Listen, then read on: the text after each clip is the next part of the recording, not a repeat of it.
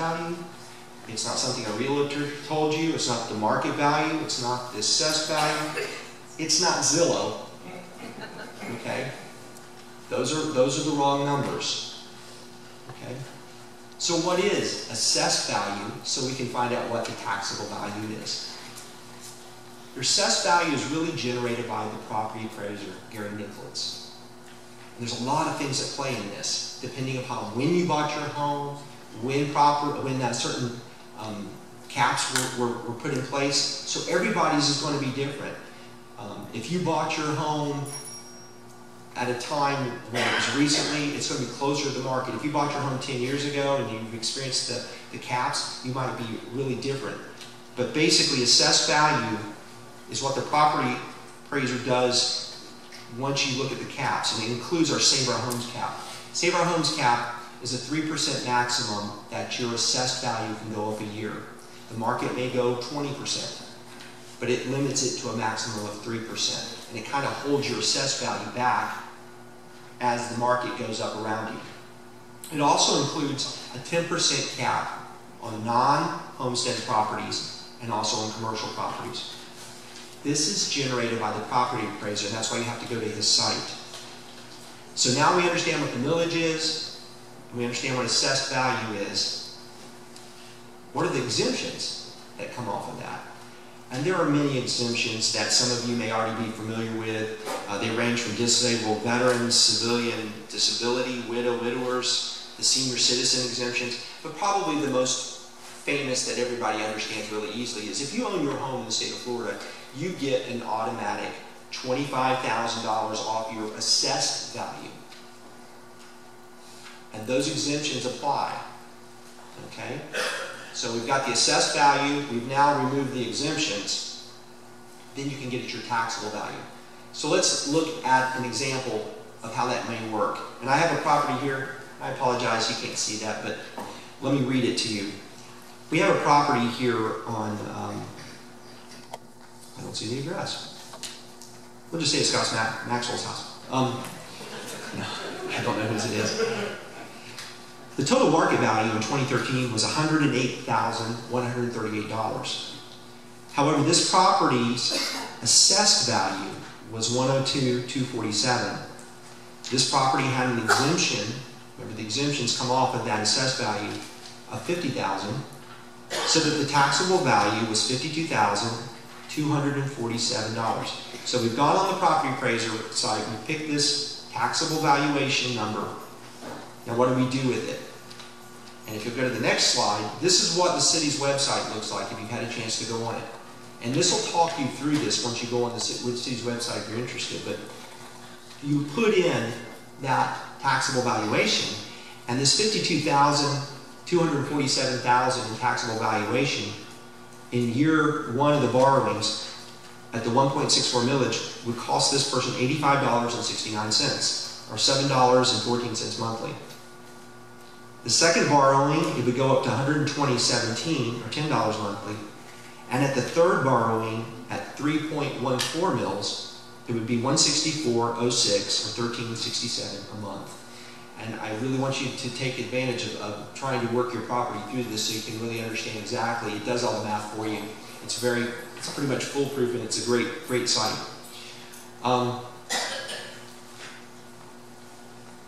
I hope that answers most of your questions on the differences between millage rates and valuations. And it's really a hard and difficult topic to try to condense down, but that was our intent there. As the mayor said, while we want to, are proposing to borrow $63.5 million, there's a tremendous commitment from the elected officials and from the staff. And we've been partnering and building relationships with people, the Metropolitan Planning Organization, which the mayor sits on here locally, that plans local transportation dollars. In Tallahassee, we're already setting up a legislative agenda to go and ask for money from the state directly to help offset and defray these costs. And in Washington, we've made a lot of inroads there to try to identify possible money. The key is if we can find help, and believe me, there's a lot of people out there that are starting to say, you know what, we really want to help Lake Worth. We see where you're going and you have some needs here. That would be used to offset the $63.5 million, the mayor and commission have said that in the final out years, there wouldn't be the need to borrow the full amount. Those kinds of activities that we're committed to do potentially would reduce that total borrowing, which may end up in reducing the final millage rates. Okay, so there's a big commitment to do that. Some people have asked about what safeguards are in place, and we talked a little bit about the ballot language. The ballot language limits the uses to specific things within the city's rights of ways. Be very sure about this. While there were discussions when the mayor and commission asked staff to generate all the needs, it's about what's in the rights of way. We're not buying big chunks of property. We're not building a new Taj Mahal City Hall for offices for me.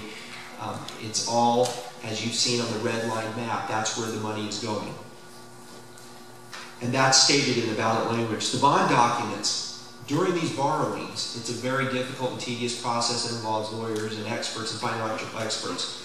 The bond documents for the borrowings are very specific about how that money can be used, and you cannot deviate from that. We've hired recently, it's been the last year, we had a vacancy of an internal auditor position that's overseeing city operations. He's been very active, Kenneth Oaks. He's now in place to help monitor what's going on. And we also have tremendous outside legal staff that's helped us tremendously to stay out of lawsuits and to keep us on the straight and narrow. I mentioned earlier about the professional project management. And again, the city struggles financially with what we do and how we function.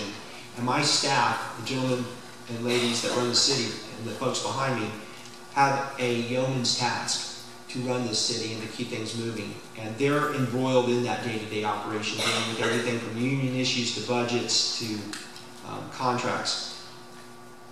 It was important to designate that we would bring in outside professional help to manage this process, because they're able to bring to bear a lot of different staff with a lot of different capability, both in the design, the bid process, the actual construction and field inspections, and in the closeout, as well as to meet the needs of constantly reporting, on a website, to a publicly appointed group or the Finance Advisory Board, which the Mayor and Commission have talked about, and also, more importantly, to the elected body and the public at large, to constantly give you the information of what's being done, the timelines, the budget, how are we performing to budget.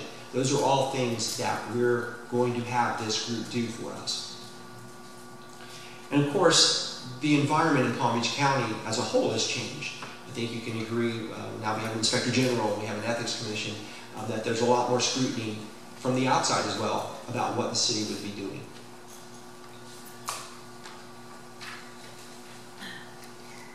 I'm all out of order here.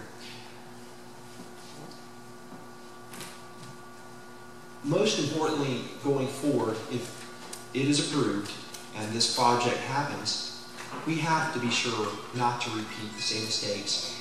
It would be incredibly foolish for us not to realize what wasn't happening before and not to put in place the process and the procedures and to go ahead and make plans financially to protect the investment, the hard-earned investment of this infrastructure improvement going forward. So using the system that we were just talking about, it has a computer system that grades the roads, it monitors them, it gives them a life cycle. We can start to budget 10, 15, and 20 years out on these assets and constantly monitor them and invest in them, take care of them like they should have been, so that we can get the maximum life out of those roadways.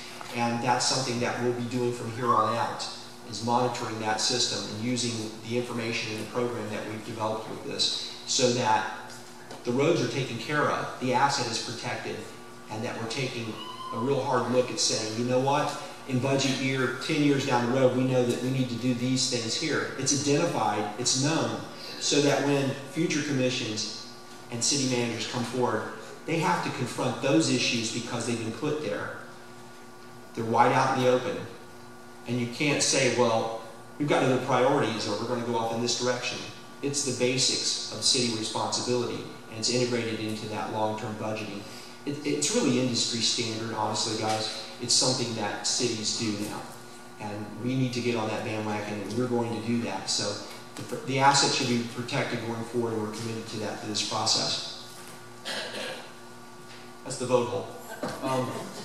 It's August 26th, and I want to reiterate to you that you have information on the website, www.lakeworth.org. Go on there, we have the calculator, we have a map that shows the various projects. And if you have any questions, you can also call or email lakeworth2020@lakeworth.org. We also have a Facebook page that has some general information on it. And I know that staff, we have a computer or two. If anybody has any questions afterwards, we'd be happy to sit down with you and go to the property appraiser's office and on the site and actually help you calculate what this impact would be on your property. With that, I think we can then open it up to questions, and I think everybody, if you've gotten a card, has everybody given you cards, Ms. Pam? Yes, we have. Okay. No. Okay, get some more cards out. We'll try to answer questions. I'm sure a lot of you have sort of the same questions. Do you have the other mic you want to answer? And some of these questions, oh, these are all grouped by finance. Okay, and Mr. Carr's behind me, so this will be helpful. I might call on staff to also help respond to some of this. Let's see if we can. Bear with me, we'll read the question. Okay, please extrapolate through 2020 what amount will be added to our current tax burden of $5,098 for 20. Oh, this, I'm gonna need some help with this one. Yeah, why don't you see if you can help that person specifically? Why does the calculator on the city website not show the estimated continuous 3% increase in taxable value as the basis for the calculation?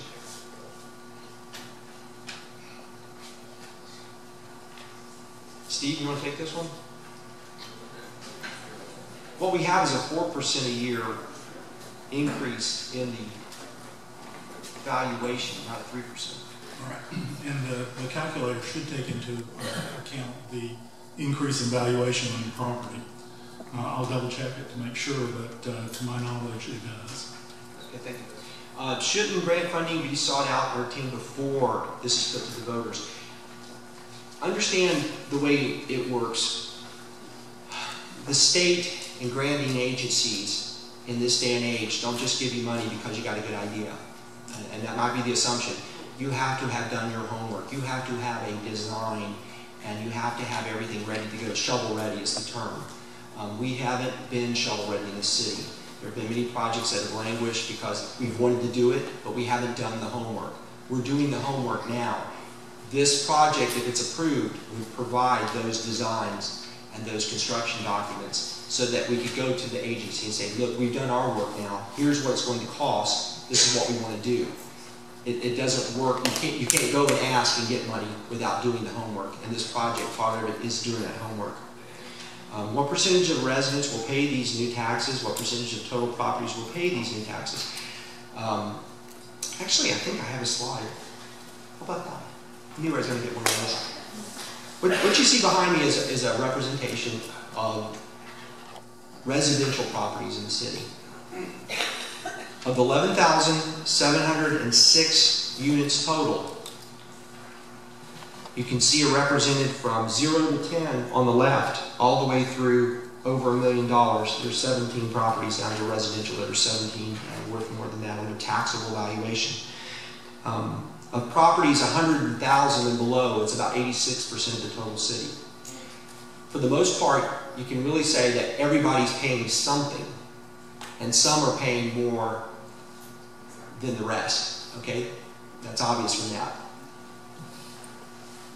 The strategies, which this is one of the strategies, is to try to add value to the city. There's a lot of properties in the city that are dysfunctional.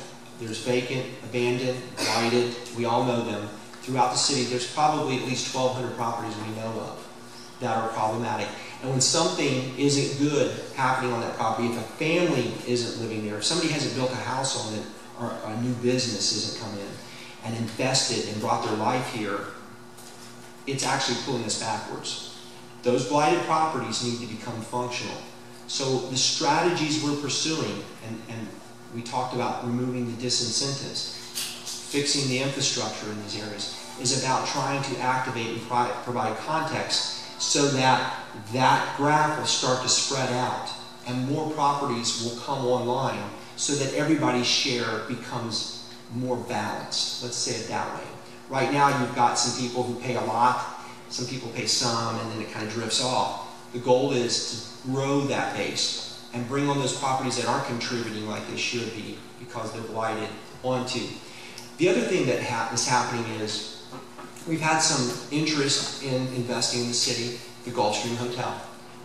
Everybody knows the Gulfstream. It was sold recently. That's been a big boost of confidence, but it also brings the tax base of that property up. If you go out Lake Worth Road, there's 2 new apartment complexes out there that are being built right on Lake Osborne by the same developer. There's 271 market, not subsidized, market rate apartments. Behind that on 2nd Avenue, the old Panther Park, y'all remember that, Palm Club? It's been a code problem and a PBSO problem for years. It was just sold for $12.9 million by an investor out of Miami. So what's happening is you're seeing the base grow. As the base grows, this graph will morph into a more flat and balanced representation of properties all paying something and paying a fair share. So that's kind of a long-winded answer to that, but I hope that gives you some of the data you're looking for.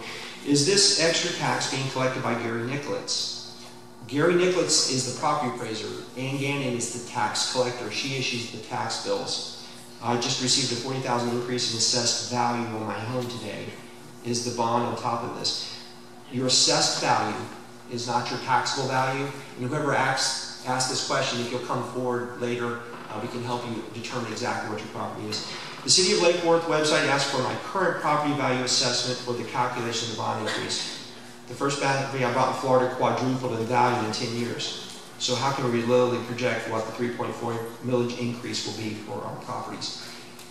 This is our best projection using rational, conservative numbers. We say that the taxable value of the city is going to increase by 4% a year.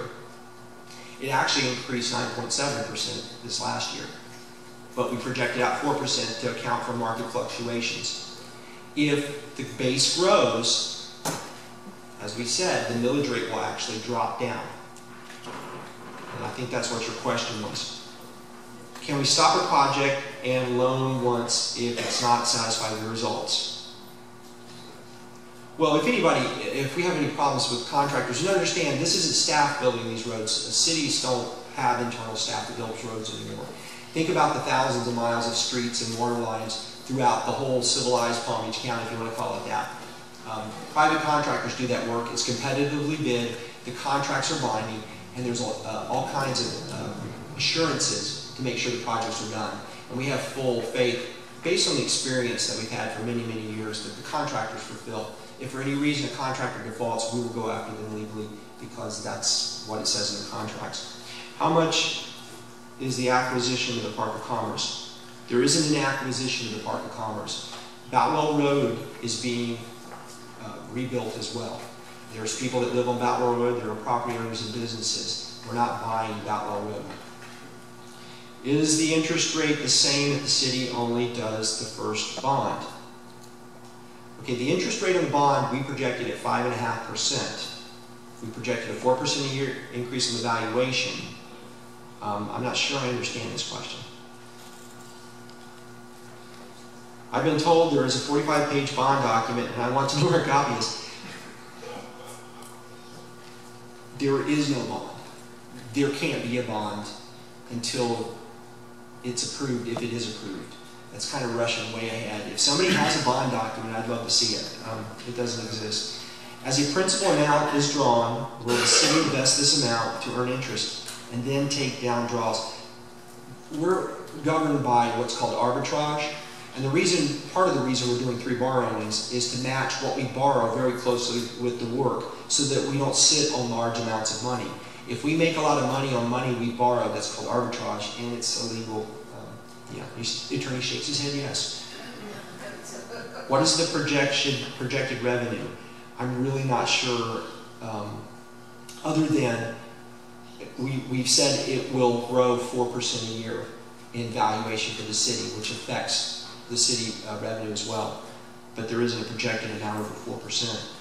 Was a penny sales tax considered? Would a sales tax be legal to pay for city improvements? Somebody else want to talk? Look at the attorney. Can we do a sales tax? No.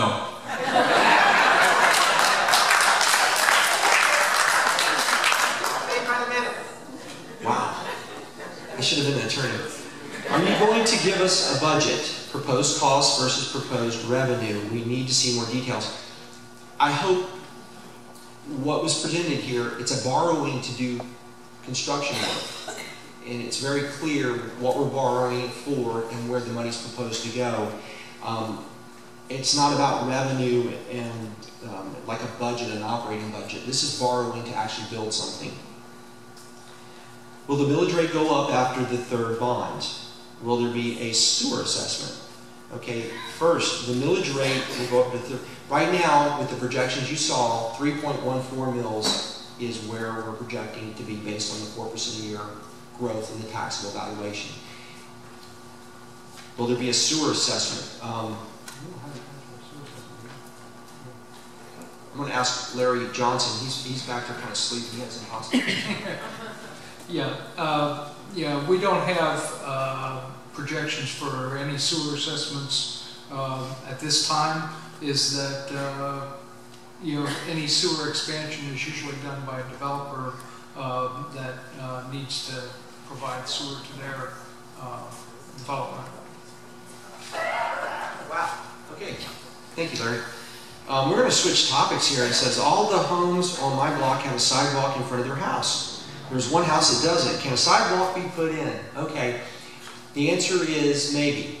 And the reason I say that, every street in this city that's 100 years old is different. There may be a reason that that sidewalk wasn't put in. For example, in the stream case, that the property owner owns all the way to the city right-of-way where the sidewalk would go. And that sounds strange, so I can't say yes with any certainty. We'd have to check. But the intent of the projects is to try to fill in those missing teeth. That's the intent. That's what we want to do. If we're going to go in and negotiate with the property owner, we're not going to use eminent domain to take the property to build a sidewalk on. But we'll do everything we can to fill in those missing teeth. And that's the best answer I can give you. What about street light upgrades? Street lights along with traffic calming devices, neighborhood enhancements. The neighborhood enhancements, as I explained, the $3.2 million, or $800,000 per district, will be decided through a process, working with each district, the district commissioners, associations, public meetings. We'll come up with a process to draw out as many people as possible to have this conversation about everything from traffic calming, street enhancement improvements, street lighting, and things that aren't included in the road work portion of this. And we understand, again, each street, each neighborhood is going to be different, and it's going to be a really intensive process that we're going to be out working in the community. Hey, roads and sewer for 500. What is why streets east of A and north of? Boy, you're really awful. Okay. Is there a map of the intended pipe replacements available? Yes, you can get with Larry Johnson to talk about the specific projects where the road work is over the water or sewer replacements. And that's something I believe we have on the website under the project list. The project list are what we call the master plan projects, where we're doing all the infrastructure underneath. They're grouped by year, and there's 5 years of those because they're very intensive. They include a lot of underground work and replacement, rebuilding, along with the road work on top, and that's something we can get to you if anybody wants to meet us after. The street and sidewalks in our block are not included in the 2020 plan. When and with what money will you address our problems? as I explained about how the roads were assessed and rated and ranked in that study, the pavement condition index, if for any reason your road wasn't included, it was because it didn't meet a certain threshold for repair. That basically, it's in good shape compared to all the other roads in the ranking. If you have a specific question or answer this, we would be happy. Jamie could talk to you. If you have a damaged piece of roadway that you specifically want to talk about, it may be included, but we can check that out for you. But we use that PCI index to do the ranking. I live on one of the blocks, not on the map. How were these chosen made? Okay, that's the same question. And basically, it's based on those ratings. And that's empirical data by engineers and experts. I live on East Street, north of something south of 7th Avenue. 2nd Avenue south of 7th. Will this improvement fix the flooding that occurs in my neighborhood? Flooding issues on the streets, my staff is very knowledgeable because they're out there unclogging the drains and getting the calls. All that was included in the discussion in $15 million in drainage improvements and exfiltration trenches and things that we'll be installing. So the answer should be yes on that. And define resurface and reconstruct. Somebody out there is an engineer. Where we have the roads are degraded to the point on the PCI index of 55 and below is actually the number. That's a complete tear up and rebuild. The road base, everything comes up. If it's over a project where we have water and sewer lines and big drainage lines, that's a complete reconstruction of the road. If you live on a road that doesn't have those conditions and it's a little bit better, but it's got some potholes or it's cracked and it made the list, we come through and they actually mill and grind up and dig up what needs to be replaced and rebuild with the new base and lifts of asphalt. So if you think of reconstruction as major and resurfacing as repairing the roads that are in better shape is the difference. What percentage of the roads is the city doing? 73%. We have 98.2 miles of city-owned roads. We're doing 73% of those roads. There are roads in the city that we do not own. We do not own I-95. We do not own Lake and Lucerne, Dixie, federal. Those are state. 10th and 6th, county. Everything else is ours. That's our responsibility, and that's part of what we're looking at.